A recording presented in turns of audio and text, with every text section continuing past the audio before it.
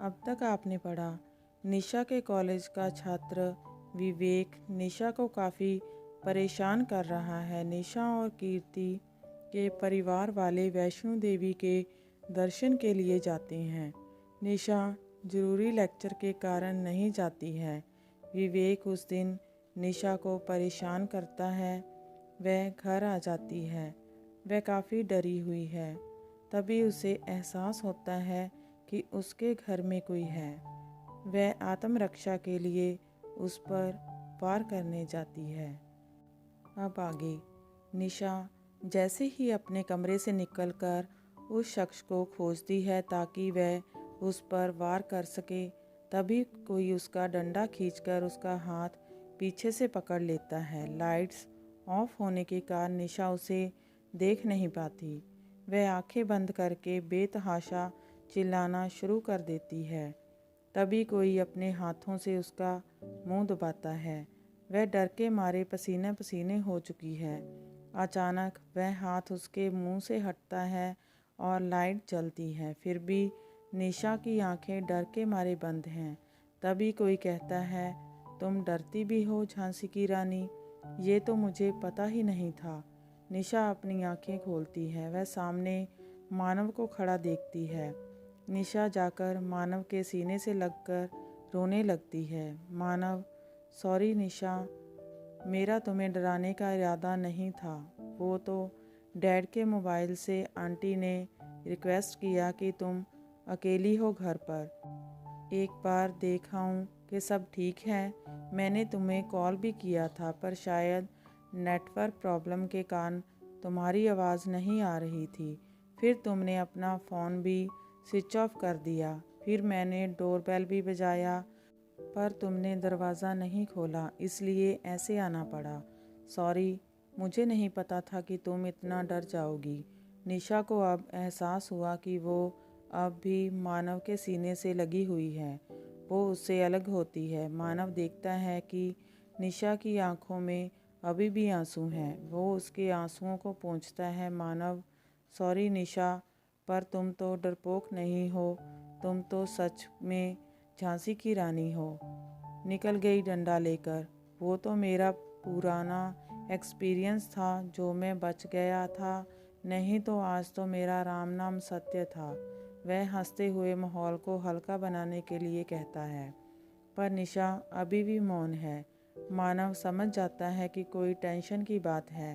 वह निशा को सोफे पर बिठाता है और उसका हाथ अपने हाथ में लेकर निशा से पूछता है, Manav, Nisha, any problem?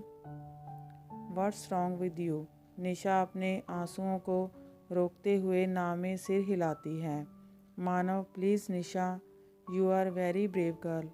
Something is wrong, नहीं तो तुम इस कारण से इतना नहीं रोती।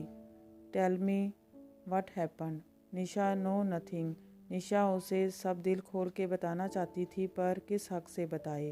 वह कुछ नहीं बताती। अपने आप को नॉर्मल करते हुए कहती है, आप अंदर कैसे आए? मानव, खिड़की से। निशा, लगता है खिड़की से चढ़ने में आपने पीएचडी कर ली है। लगता है अपनी स्पेशल फ्रेंड के लिए काफ़ी खिड़कियां चढ़ी हैं आपने। मानव, स्पेशल फ्रेंड? निशा, वही जो पार्टी में आई थी, रिद्धि। मानव, रिद्धि? अरे वह तो, वैसे तुम्हें उससे किसने कह दिया कि वह मेरी स्पेशल फ्रेंड है? निशा, कीर्ति ने। मानव, कब? निशा, वो पार्टी के बाद मैंने उससे पूछा था तब। मानव, और तुमने क्यों पूछा था? निशा, क्योंकि आप दोनों का कुछ ज़्यादा ही कहते कहते चुप हो जाती है। मानव उसे गौर से देख रहा होता है। आप कॉफ़ी पियेंगे? मैं कॉफ़ी बनाकर लाती हूँ। वैसे भी खिड़की चढ़ने में काफ़ी मेहनत की होगी। वह काफ़ी बनाने चली जाती है। मानव उसे देखकर अपने सर के पीछे के बालों में उंगलियां डालकर अपने बालों को बिगाड़ते हुए हंसता है। फिर अगले ही पल निशा के इतना डर जाने के बारे में सोचता है। वह सोचता है कि ज़रूर कोई सीरियस बात है जो निशा उसे नहीं बता रही। आखिर बताए भी क्यों? वह है कौन उसका? निशा कॉफ़ी के साथ कुछ स्नैक्स भी ले आती है। मानव, क्या यार, इतनी मेहनत से खिड़की चढ़कर आया, इतना रिस्क लिया और तुम मुझे डिनर के टाइम पर स्नैक्स खिलाकर भेजोगी। निशा टाइम देखती है, अभी 10 ही बज रहे होते हैं।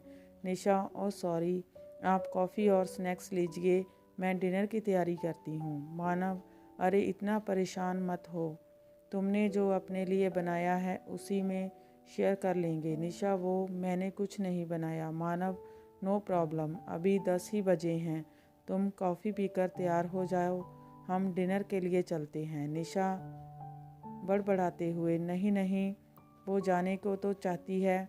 मानव सामने से एक तरह से उसे डेट के लिए पूछ रहा था, पर उसे विवेक का डर है। मानव, क्यों? निशा, मौसम काफ़ी ख़राब है, मैं बना लेती हूँ। मानव, ओके, पहले साथ में कॉफ़ी पीते हैं, ठंडी हो रही है।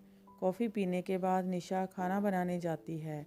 वह किचन में जाती है तो वह पूरी सब्जी और खीर बनाने के लिए तैयारी करती है। मानव भी किचन में आता है और स्लैब पर बैठ जाता है।